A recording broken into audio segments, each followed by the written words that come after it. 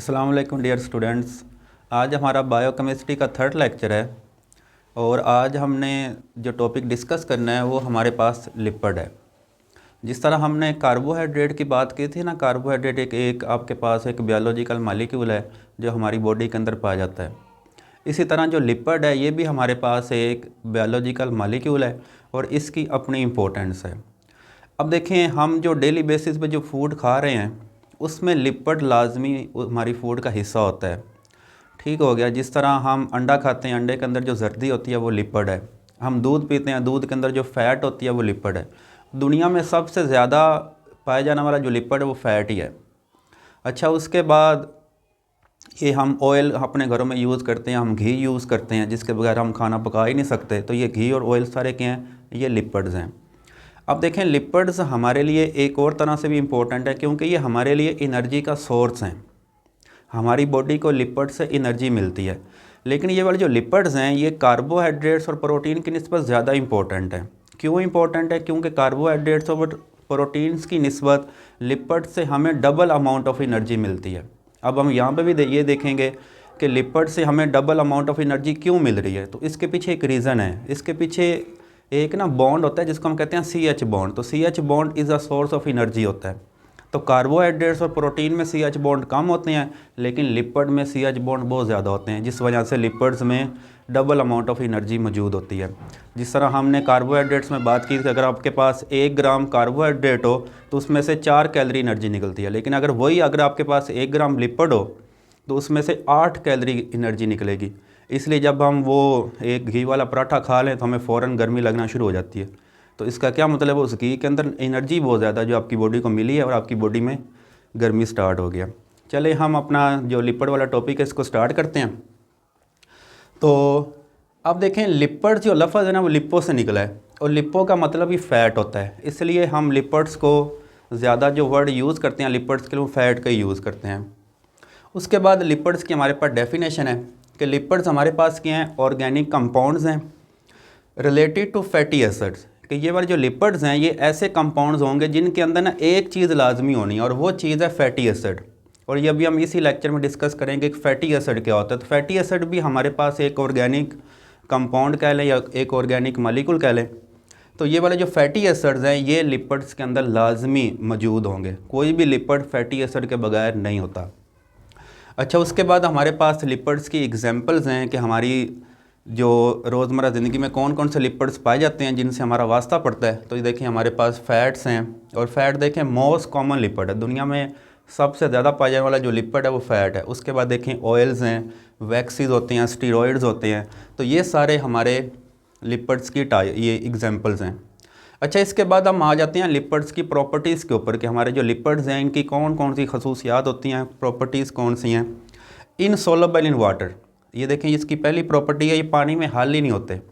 आप देखिए अगर आप घी को पानी में डालें या ऑयल को पानी में डालें तो पानी पर तैरते रहते हैं, पानी में हल नहीं होंगे। ठीक है। तो अब देखें ये लिपिड पानी में क्यों हल नहीं होते? क्योंकि पानी आपके पास क्या है, एक चीज़ होती है, ये पानी एक पोलर मॉलिक्यूल है और लेकिन ये वाले जो लिपिड होते हैं नॉन पोलर होते हैं। तो केमिस्ट्री में एक रूल यूज़ होता है कि लाइक डिज़ोल्व लाइक, अपने जैसे कोई डिज़ोल्व करता है अपने अंदर। लेकिन पानी पोलर है और ये वाले जो लिपिड ये नॉन पोलर हैं, इसलिए लिपिड पानी में हल नहीं होते। सोलबल इन ऑर्गेनिक सॉल्ट, लेकिन ये हल होते हैं किस में? हल होते हैं कोई भी ऑर्गेनिक सॉल्वेंट होगा जो लिपिड की तरह का चीज़ होगी उसके अंदर लिपिड हल हो जाएगा। जिस तरह अगर आपके पास क्लोरोफॉर्म हो या बेंजीन हो या ईथर हो, ये सारे ऑर्गेनिक सॉल्वेंट्स हैं। तो आप बेंजीन के अंदर कोई लिपिड डालेंगे हल हो जाएगा। ठीक है। क्लोरोफॉर्म के अंदर कोई लिपिड डालेंगे तो वो हल हो जाएगा, लेकिन ये पानी में हल नहीं होते। उसके बाद इसकी थर्ड प्रॉपर्टी देखें, ये मैं पहले बात कर चुका हूँ, store double amount of energy. कि लिपिड्स में कार्बोहाइड्रेट प्रोटीन की निस्बत double amount of energy store होती है। क्यों स्टोर होती है? क्योंकि इसमें जो CH बॉन्ड्स हैं इनकी तादाद बहुत ज़्यादा है। तो CH बॉन्ड्स ज़्यादा होने की वजह से इनमें जो एनर्जी है वो भी ज़्यादा स्टोर होती है। अच्छा, इसके बाद हम बात करते हैं लिपिड्स की क्लासिफिकेशन की। तो लिपिड्स को हम 3 ग्रुप्स में डिवाइड करते हैं। फर्स्ट ग्रुप को हम सिंपल लिपिड्स कहते हैं, फिर हमारे पास ये देखें कंपाउंड लिपिड्स आ जाते हैं और फिर हमारे पास डिराइव लिपिड्स आ जाते हैं। ये 3 इसके लिपिड्स के ग्रुप्स हैं। तो फर्स्ट हम स्टार्ट करते हैं सिंपल लिपिड्स। अब देखें ये वाले जो सिंपल लिपिड्स हैं इनको हम सिंपल लिपिड्स क्यों कहते हैं, क्योंकि ये सिर्फ दो चीज़ों से मिलकर बने हुए हैं, एक चीज़ उसमें फैटी एसिड है और दूसरी चीज़ उसमें अल्कोहल होगा। तो अगर आपके जो लिपिड्स हैं वो सिर्फ दो चीज़ों से मिलकर बने हों, एक फैटी एसिड और दूसरा अल्कोहल, तो उनको हम कहते हैं सिंपल लिपिड्स। अब सिंपल लिपिड्स हमारे पास कुछ एग्जांपल्स हैं, इसमें फैट्स आ जाती हैं, इसमें ऑयल्स आ जाते हैं और इसमें वैक्सीज आ जाते हैं। तो ये फैट्स, ऑयल्स और वैक्सीज ये किससे बिलोंग करते हैं, सिंपल लिपिड से। अब देखें, अब हम आगे बात करते हैं फैट्स एंड ऑयल्स की। अब देखें, अगर हम यहाँ पे फैट्स एंड ऑयल को डिफ़ाइन करें तो हम कहते हैं ये क्या हैं, ये एस्टर्स हैं फैटी एसिड्स और अल्कोहल के। ठीक हो गया। ये वाला जो एस्टर है ये एक बॉन्ड होता है, ठीक है, जो फैटी एसिड और अल्कोहल के दरमियान बनता है। और जब फैटी एसिड और अल्कोहल आपस में मिलते हैं तो इन दोनों के मिलने से क्या बनते हैं, ये फैट्स और ऑयल्स बनते हैं। ठीक है। अब देखें, मैं आपको एक एग्जांपल दूँ। मेरे पास एक फैटी एसिड है जिसको हम कहते हैं एसिटिक एसिड। ये देखें CH3COOH, ठीक है। और अगर हम इसका रिएक्शन करवाएं एक अल्कोहल के साथ C2H5OH, ठीक है, ये देखें ये एक अल्कोहल है। तो होता क्या है कि ये आपके पास एक फैटी एसिड है, ये फैटी एसिड है, ठीक है। तो यहाँ से देखें हाइड्रोजन निकल जाता है और यहाँ से OH निकल जाता है, ठीक है। तो ये हमारे पास वाटर का मॉलिक्यूल बन जाता है, ठीक है। और पीछे ये देखें ये दोनों मिल जाते हैं, ये देखें C2H5OCOCH3। तो अब ये वाली जो चीज़ बन गई है ना, ये वाली जो चीज़, इसको हम क्या कहते हैं, ये फैट बन गई, ठीक है। तो इस तरह देखें कि आपके पास एक फैटी एसिड था, दूसरा अल्कोहल थी, ये दोनों मिले तो इनके मिलने से क्या बन गए, ये फैट्स बन गए, ठीक है। लेकिन फैट्स में जो अल्कोहल यूज़ होगी वो ग्लिसरॉल है, उस अल्कोहल को हम क्या कहते हैं, ग्लिसरॉल कहते हैं। अब देखें हमारे पास जो फैट्स है ना, सबसे फैट्स भी आगे डिफरेंट टाइप्स की होती हैं। तो इसमें हमारे पास जो सबसे कॉमन जो फैट है दुनिया में सब ज़्यादा जो पाई जाती है उसका नाम है ट्राई असाइल ग्लिसरॉल। तो ये मोस्ट कॉमन फैट है जो दुनिया के अंदर पाई जाती है, ठीक है। लेकिन अगर हम ऑयल को डिफाइन करें, आप फैट इन लिक्विड स्टेट, अगर फैट लिक्विड स्टेट में आ जाए, जिस तरह हम ऑयल अपने घरों में यूज़ करते हैं खाना पकाने के लिए, ठीक है, तो घी सॉलिड हो जाता है लेकिन जो ऑयल है वो लिक्विड फॉर्म में रहता है। तो अगर आपकी फैट लिक्विड स्टेट में है तो इसको हम ऑयल कहते हैं। अच्छा, इसके बाद देखिएगा ये वाला जो ट्राई असाइल ग्लिसरॉल है इसकी फॉर्मेशन कैसे हो रही है। तो अब देखें इसमें लफ्ज़ आया है ट्राई, ठीक है, ट्राई कहते हैं तीन को, कि इसमें तीन फैटी एसिड यूज़ होते हैं। अब देखें यहाँ पे तीन फैटी एसिड्स हैं, ठीक है, और एक आपके पास ग्लिसरॉल है। तो जब ये तीन फैटी एसिड इस ग्लिसरॉल के साथ रिएक्शन करेंगे तो देखें हम आपके पास ये वाला जो रिजल्टेंट कंपाउंड बनेगा उसको हम कहेंगे ट्राई असाइल ग्लिसरॉल, ठीक हो गया। तो तीन फैटी एसिड और एक ग्लिसरॉल के मिलने से ये ट्राई असाइल ग्लिसरॉल बन रहा है। और इसमें जो मैकेनिज्म है वही है कि फैटी एसिड से हाइड्रोजन निकलना है और ग्लिसरॉल से क्या निकलना है, OH निकलना है, ठीक है। तो ये पानी का मॉलिक्यूल बनेगा और साथ ये वाला कंपाउंड बन जाएगा। तो ये हमारे पास से फैट्स एंड ऑयल्स। उसके बाद जो दूसरा ग्रुप है सिंपल लिपिड्स में, दूसरी जो एग्जांपल है वो वैक्सीज की है। अब देखें ये जो वैक्सीज हैं ये भी एस्टर्स हैं। तो ये किसके एस्टर्स हैं, फैटी एसिड्स एंड अल्कोहल। तो ये भी फैटी एसिड और अल्कोहल के एस्टर्स, लेकिन यहाँ पे जो अल्कोहल यूज़ हो रही है वो ग्लिसरॉल है, ठीक है। लेकिन यहाँ पे जो अल्कोहल होगी वो ग्लिसरॉल के अलावा अल्कोहल होगी, ठीक है। तो आप यहाँ पे देखें, अगर हम इसकी फॉर्मेशन की बात करें तो यहाँ पे इक्वेशन देखें कि ये देखें RCOOH। अच्छा, ये वाली जो चीज़ है ये फैटी एसिड का जनरल फार्मूला है। R कहते हैं फंक्शनल ग्रुप को और ये वाली जो COOH है ये कार्बोक्सिलिक ग्रुप होता है। तो फैटी एसिड के अंदर ये जो COOH है इसको कार्बोक्सिलिक ग्रुप कहते हैं, ये लाजमी होता है। और R की जगह कुछ भी आ सकता है, जिस तरह मैंने यहाँ पे R की जगह CH3 लिख दिया था। तो अब देखें ये जो CH3 है ये R की जगह आया और आगे देखें COOH वही आ गया। तो ये वाला इस एसिड का नाम है एसिटिक एसिड, लेकिन एसिटिक एसिड भी किस में आता है, फैटी एसिड में आता है। तो ये देखें एक फैटी एसिड है और ये आपके पास एक अल्कोहल है। अल्कोहल में OH लाजमी होता है, ठीक है। और देखें ये जो R है इसके जगह कुछ भी आ सकता है, ठीक है। जिस तरह मैं यहाँ पे लिख सकता हूँ कि C2H5OH। तो ये देखें ये इथाइल अल्कोहल बन गया। तो इसमें देखें R की जगह C2H5 आ गया और ये OH लाजमी है, ठीक है। तो रिएक्शन में जो मैकेनिज्म वही है, यहाँ से OH जाना है और यहाँ से H जाना है। तो ये दोनों मिल के देखें वाटर का मॉलिक्यूल बना देंगे और बाकी आपने इन दोनों को मिला देना है, ठीक है। तो ये जो चीज़ बन जाएगी इसको हम वैक्स कहेंगे। इसको हम क्या कहेंगे, ये वैक्स है, ठीक है। अब ये वाली जो वैक्सीज हैं ये कहाँ कहाँ पाई जाती हैं, इनकी अक्रंस कहाँ पे है। तो देखें हमारे पास पहली इसकी एग्जांपल है कोटिंग्स ऑन इंसेक्ट स्किन। हमारे पास जितने भी इंसेक्ट्स होते हैं, जिस तरह कॉकरोच है, तो ये देखें ये हमारे पास कॉकरोच है, तो ये कॉकरोच की बॉडी है।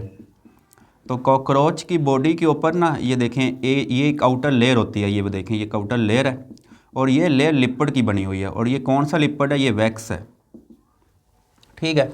और ये वैक्स इसकी प्रोटेक्शन कर रही है कि इंसेक्ट की बॉडी जो पानी है वो बाहर नहीं जाएगा, ठीक है। अच्छा, उसके बाद हनी बी वैक्स। अब देखें शहद की मक्खियाँ जो छत्ता बनाती हैं, तो वो जो छत्ता है वो भी वैक्स का बना हुआ है, तो ये भी वैक्स की एग्जांपल है। और उसके बाद देखें फर ऑफ एनिमल्स, ठीक है, जिस तरह ये बिल्लियाँ होती हैं, ठीक है, इनकी बॉडी के ऊपर क्या होती है? जो खाल होती है उसको फर कहते हैं, तो वो भी किसकी बनी हुई है? वैक्स की बनी हुई है। या देखें जो शीप होती है, तो शीप की बॉडी के ऊपर जो वूल होती है जिसको ऊन कहते हैं, वो भी सारा वैक्स है, ठीक है। तो ये हमारे पास वैक्स की एग्जांपल्स हैं, ये कहाँ कहाँ पाई जाती हैं। तो ये हमारा पहला ग्रुप था जिसको हमने कहा था सिंपल लिपिड्स। अब हमारे पास दूसरा ग्रुप आ गया जिसको हम कंपाउंड या कॉम्प्लेक्स लिपिड्स कहते हैं। अब देखें सिंपल लिपिड में सिर्फ दो चीज़ें थी, फैटी एसिड था और अल्कोहल थी, लेकिन ये कंपाउंड है और इसको हम कॉम्प्लेक्स लिपिड कह रहे हैं। तो कॉम्प्लेक्स क्यों कह रहे हैं? क्योंकि इसमें सिर्फ दो चीज़ें नहीं होंगी, इसमें फैटी एसिड भी होगा, इसमें अल्कोहल भी होगी, लेकिन इनके अलावा कुछ और चीज़ें भी होंगी जो ये लिपिड्स बनाएंगे, इसलिए इनको हम कह रहे हैं कॉम्प्लेक्स लिपिड। जिस तरह देखें कि ये देखें इसकी ये डेफिनेशन है, ये एस्टर्स हैं fatty acids containing groups in addition to an alcohol, ठीक हो गया कि इसमें अल्कोहल होगी, फैटी एसिड होगा, लेकिन इनके अलावा कुछ क्या होंगे? ये एडिशनल ग्रुप्स होंगे, ठीक है, जो इनके अंदर पाए जाएंगे, इसलिए इनको हम क्या कहेंगे? कॉम्प्लेक्स लिपिड्स कहेंगे। अब देखें कॉम्प्लेक्स लिपिड्स की यहाँ पे कुछ एग्जांपल्स हैं, जिस तरह एक कॉम्प्लेक्स लिपिड को फास्फोलिपिड कहते हैं। अब देखें ये जो फास्फोलिपिड है इसके अंदर अल्कोहल भी है, इसके अंदर फैटी एसिड भी है, इसके अंदर देखें ये फास्फोरिक एसिड भी है, उसके अंदर नाइट्रोजन बेस भी है। अब देखें ये चार चीज़ें मिल के एक लिपिड बना रही हैं, ठीक है, तो इसलिए इसको हम क्या कहेंगे? इसको हम कॉम्प्लेक्स लिपिड कहेंगे। सिंपल लिपिड में सिर्फ दो चीज़ें, एक अल्कोहल और फैटी एसिड, लेकिन यहाँ पे देखें कॉम्प्लेक्स लिपिड में दो के अलावा दो चीज़ें और आ गई हैं, ठीक है, इसलिए इसको हम क्या कह रहे हैं? कॉम्प्लेक्स लिपिड कह रहे हैं। और ये वाला जो फास्फोलिपिड होता है, ठीक है, हमारे जितने भी सेल्स होते हैं, एनिमल जितने भी सेल्स हैं, जितने भी प्लांट सेल है, उनकी जो सेल मेम्ब्रेन होती है वो फास्फोलिपिड की बनी होती है, ठीक है, उसमें फास्फोलिपिड होता है और उसमें प्रोटीन होती है। और उसके बाद देखिए इसमें एक और एग्जाम्पल जिसको लिपोप्रोटीन कहते हैं। अब देखिए इसके नाम से ज़ाहिर है, लिपो कहते हैं लिपिड को और प्रोटीन है, कि ये लिपिड और प्रोटीन जब आपस में मिलती हैं तो इन दोनों के मिलने से जो नया कंपाउंड बनता है उसको हम लिपोप्रोटीन कहते हैं, ठीक है। तब देखें इसमें लिपिड्स हैं और इसमें प्रोटीन है, और लिपिड्स में वही फैटी एसिड वाला अल्कोहल होगा, लेकिन साथ देखें प्रोटीन की अपनी कंपोजिशन, इसमें अमाइनो एसिड्स आ जाएंगे। तो ये वाले जो लिपोप्रोटीन्स हैं इसमें सिर्फ लिपिड नहीं है, इसमें प्रोटीन आ गए हैं, इसलिए इसको हम क्या किस में रख रहे हैं? कॉम्प्लेक्स लिपिड्स में रख रहे हैं, ठीक है। और थर्ड हमारे पास जो लास्ट ग्रुप होता है उसको हम कहते हैं ड्राइव लिपिड्स, ठीक है। तो ड्राइव लिपिड्स में क्या होता है कि ये वाले जो कॉम्प्लेक्स लिपिड्स हैं और ये वाले जो सिंपल लिपिड्स हैं, ठीक हो गया, तो इनका आपस में रिएक्शन होता है और हाइड्रोलिसिस होती है, मतलब पानी की मौजूदगी में इनको तोड़ा जाता है, तो टूटने के रिजल्ट में जो कंपाउंड्स बनते हैं उनको हम कहते हैं ड्राइव लिपिड्स। जिस तरह देखें ये वाले जो फैटी एसिड है ये हमारे पास एक ड्राइव लिपिड है, हमारे पास ये जो ग्लिसरॉल है ये एक ड्राइव लिपिड है, और हमारे पास ये जो स्टीरॉयड्स हैं, ठीक है, तो ये सारे किसकी एग्जांपल्स हैं? ये सारे ड्राइव लिपिड्स की एग्जांपल्स हैं। अच्छा, नेक्स्ट हम बात करते हैं फैटी एसिड्स की। तो ये वाले जो फैटी एसिड्स हैं ये लिपिड का एक पार्ट है, क्योंकि हमारे जो जितने भी लिपिड्स हैं वो फैटी एसिड्स के बने होते हैं। तो अब हम बात करते हैं फैटी एसिड्स क्या होते हैं। तो अगर हम फैटी एसिड्स की डेफिनेशन की बात करें तो ये हमारे पास लॉन्ग हाइड्रोकार्बन चेन है, कि फैटी एसिड्स में दो चीज़ें होती हैं, एक इसमें लॉन्ग हाइड्रोकार्बन चेन होगी, और दूसरा ये वाली जो लॉन्ग हाइड्रोकार्बन चेन है ये आगे बॉन्ड होगी, किसके साथ जुड़ी होगी? इस ग्रुप के साथ। इस ग्रुप का नाम है COOH, ठीक है, और इस ग्रुप को हम कहते हैं कार्बोक्सिलिक ग्रुप। तो इसको आप कार्बोक्सिलिक ग्रुप भी कह सकते हैं, तो इसको आप एसिटिक ग्रुप भी कह सकते हैं, ठीक है, कि फैटी एसिड में ये वाला जो ग्रुप है ये लाजमी होगा, जिसको हम कार्बोक्सिलिक ग्रुप या एसिटिक ग्रुप कह रहे हैं। तो अब यहाँ पे देखिएगा मैंने आपको एक एग्जांपल दी है फैटी एसिड की, जिसका नाम है बुटारिक एसिड। अब देखें बुटारिक एसिड में 4 कार्बन होते हैं, ठीक है। तो अब ना जो भी फैटी एसिड होता है ना उसमें कार्बन गिनने का जो फार्मूला होता है ना, कि जिस कार्बन के साथ देखें ये ग्रुप लगा हुआ है ना, ठीक है, तो इस ग्रुप वाली जो कार्बन है ये कार्बन नंबर 1 होगा आपका। तो यहाँ से आपने कार्बन को गिनना स्टार्ट करना है ग्रुप वाली कार्बन से, ठीक है। ये कार्बन 1 होगा, ये 2 होगा, ये 3 होगा और ये 4 होगा। तो इस तरह देखें बुटारिक एसिड में 4 कार्बन है, ठीक है, और एंड पे ये देखें ये COOH लगा हुआ है। लेकिन अगर आप इस चीज़ को देखें COOH के पीछे ये देखें ये जो चेन बन रही है, ठीक है, इसको हम कहते हैं हाइड्रोकार्बन चेन, क्योंकि इस चेन में सिर्फ हाइड्रोजन है और कार्बन है, और कार्बन के आपने 4 बॉन्ड पूरे करने हैं। अब देखें यहाँ पे तो मैंने इसको क्लोज करके लिख दिया ना, तो अगर आप इस चीज़ को ओपन करके लिखें तो आप ऐसे लिखेंगे, देखें 1 2 3 और ये 4, तो देखें इसके मैंने 4 बॉन्ड यहाँ पूरे कर दिए, इसके साथ 3 हाइड्रोजन, 1 2 3 और ये 4 इसके बॉन्ड पूरे हो गए। इस तरह देखिएगा, इसके भी 4 पूरे हो गए, 1 2 ये 3 और ये 4, देखें इसके भी 4 पूरे हो गए, ठीक है। और इसके साथ देखें ये आपने ग्रुप लगा दी, तो ये आपके पास किसका स्ट्रक्चर बन गया, बुटारिक एसिड का। तो ये देखें ये एक फैटी एसिड है, इसमें ये देखें ये लॉन्ग हाइड्रोकार्बन चेन है, और ये चेन किसके तरह अटैच है आगे इस ग्रुप के साथ। तो अब ये जो फैटी एसिड है इसका जो जनरल फार्मूला है, इसका जनरल फार्मूला होता है RCOOH, कि इसमें ये ग्रुप लाजमी होना है, और ये वाला जो R है ये किसको शो कर रहा है, हाइड्रोकार्बन चेन को, ठीक है, कि इसमें एक हाइड्रोकार्बन चेन होनी है और दूसरा इसमें ये ग्रुप होना है। तो ये फैटी एसिड का जनरल फार्मूला है। अच्छा, इसके बाद हमारे पास ये वाले जो फैटी एसिड्स होते हैं 2 तरह के होते हैं। क्लासिफिकेशन ऑफ फैटी एसिड, एक होते हैं सैचुरेटेड फैटी एसिड और दूसरे होते हैं अनसैचुरेटेड फैटी एसिड। अगर तो आपके पास एक फैटी एसिड हो और उसमें जितने भी कार्बन हैं तो कार्बन कार्बन के दौरान जस्ट सिंगल बॉन्ड ही हो, इसमें कोई डबल बॉन्ड ना हो, तो ऐसे फैटी एसिड को कहते हैं सैचुरेटेड फैटी एसिड। लेकिन अगर आपके पास कोई फैटी एसिड है और उसमें एक भी कार्बन के दरमियान डबल बॉन्ड आ गया, ठीक है, तो अगर डबल बॉन्ड आ जाए तो उस फैटी एसिड को हम क्या कह देंगे कि ये अनसैचुरेटेड फैटी एसिड बन गया। अब देखें सैचुरेटेड फैटी एसिड में नो डबल बॉन्ड, यहाँ पे कोई डबल बॉन्ड नहीं है, ठीक है। और हमारे पास जितनी भी एनिमल फैट्स हैं, जो फैट्स हम एनिमल से लेते हैं, ये सारी क्या होती हैं, ये सारी सैचुरेटेड फैटी एसिड्स हैं, ठीक है। और इसमें देखें मैंने सैचुरेटेड फैटी एसिड में आपको एग्जांपल दिया बुटारिक एसिड की, तो बुटारिक एसिड में देखें 4 कार्बन है, ठीक है, और सारे कार्बन के दरमियान क्या है, आपको सिंगल बॉन्ड नज़र आएगा कि कहीं पे भी आपको डबल बॉन्ड नज़र नहीं आ रहा। तो बुटारिक एसिड किसकी एग्जांपल है, सैचुरेटेड फैटी एसिड की एग्जांपल है। उसके बाद देखें अनसैचुरेटेड फैटी एसिड, तो देखें अनसैचुरेटेड फैटी एसिड में दे कंटेन 1 और मोर डबल बॉन्ड, एक भी डबल बॉन्ड हो सकता है, एक से ज़्यादा डबल बॉन्ड भी हो सकते हैं। और हमारे पास जितनी भी प्लांट फैट्स होते हैं ये सारे अनसैचुरेटेड फैटी एसिड्स होते हैं, और इसमें देखें कार्बन कार्बन आपको डबल बॉन्ड नज़र आएगा, ठीक है। और इसमें मैंने आपको एग्जांपल दी ओलिक एसिड, ओलिक एसिड में 18 कार्बन होते हैं और इसके कार्बन 9 और 10 के दरमियान आपको ये देखें डबल बॉन्ड नज़र आ रहा है, तो यहाँ पे एक डबल बॉन्ड आ गया, तो इसलिए ये ओलिक एसिड क्या बन गया, ये अनसैचुरेटेड फैटी एसिड बन गया। अच्छा, अब हमारे पास ये वाले जो अनसैचुरेटेड फैटी एसिड्स होते हैं इनकी भी आगे क्लासिफिकेशन है, इनको भी आगे हम 2 ग्रुप्स में डिवाइड करते हैं। तो पहले ग्रुप का नाम है मोनो अनसैचुरेटेड फैटी एसिड और दूसरे ग्रुप को हम कहते हैं poly unsaturated fatty acid. Mono हम कहते हैं एक को हैं कि एक ऐसा फैटी एसिड, एक ऐसा अनसैचुरेटेड फैटी एसिड जिसमें जस्ट आपको एक ही डबल बॉन्ड नज़र आए, तो देखें जिसमें देखें एक ही डबल बॉन्ड है, तो उसको हम कहते हैं मोनो अनसैचुरेटेड फैटी एसिड। जिस तरह ये वाली ओलिक एसिड है, तो ओलिक एसिड आपके पास मोनो अनसैचुरेटेड फैटी एसिड होगा। और उसके बाद देखें पॉली कहते हैं मैनी को, जिसमें एक से ज़्यादा डबल बॉन्ड आ जाएंगे तो वो अनसैचुरेटेड फैटी एसिड को हम क्या कह देंगे, पॉली अनसैचुरेटेड फैटी एसिड। और इसमें देखें ये एग्जांपल है फ्लैक्स सीड ऑयल, तो इसमें देखें इसमें 7 डबल बॉन्ड होते हैं कार्बन के दरमियान, तो एक डबल बॉन्ड होगा, फिर दूसरा तीसरा तीसरा 7 तक होंगे। तो क्योंकि ये डबल बॉन्ड एक से ज़्यादा हैं तो फ्लैक्स सीड ऑयल हम इसको किस में ले जाएंगे, पॉली अनसैचुरेटेड फैटी एसिड में ले जाएंगे।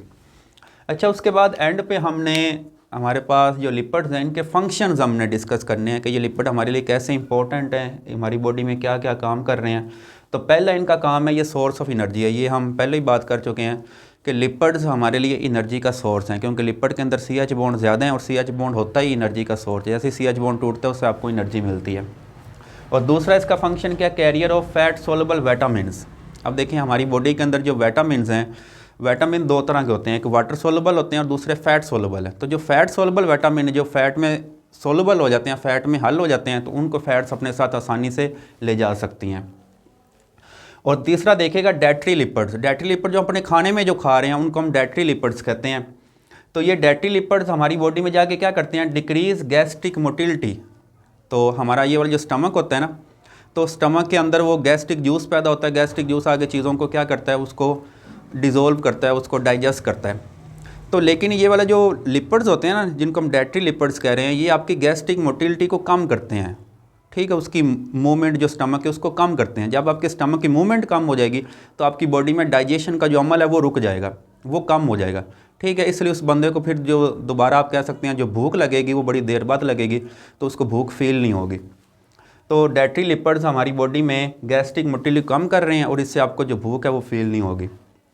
और 4 नंबर पे अगर हम इसके फंक्शन की बात करें तो ये गुड रिजर्वायर, ये चीज़ों को अपने अंदर स्टोर करते हैं। जिस तरह हमारी बॉडी में एडिपोज टिश्यू होता है, और ये एडिपोज टिश्यू किसको स्टोर कर रहा है? फैट को स्टोर कर रहा है। जो लोग मोटे होते हैं उनके अंदर ये एडिपोज टिश्यू ज़्यादा होते हैं, उनके अंदर फैट भी ज़्यादा होती है। और उसके बाद देखिएगा इंसुलेटिंग इफ़ेक्ट्स, ये वाली जो फैट होती है ना, ये एक इंसुलेटर के तौर पे काम करती है। ठीक है, मतलब ये गर्मी और सर्दी को बॉडी के अंदर नहीं जाने देती। जिस तरह आपने न्यूरॉन का स्ट्रक्चर पढ़ा होगा, न्यूरॉन हमारी बॉडी में सेल होते हैं जो हमारी पूरी बॉडी के अंदर मौजूद हैं। हमारा जो ब्रेन और स्पाइनल कॉर्ड है वो भी न्यूरॉन्स का बना हुआ है।